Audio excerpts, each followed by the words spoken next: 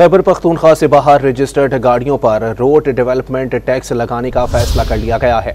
Road user charge bill की जल्द assembly से मंजूरी ली जाएगी। आपको अपडेट कर रहे हैं मुजम्मिल असलम का। इस हवाले से कहना है कि रोड यूज़र सरचार्ज सूबे से बाहर रजिस्टर्ड गाड़ी मालिकान से लिया जाएगा। अब्दुल हकीम मोहम्मद इस वक्त हमारे साथ मौजूद हैं। जी अब्दुल हकीम, मजीद बताइएगा इस बिल में मजीद कौन से टैक्स का तनासुब रखा गया है?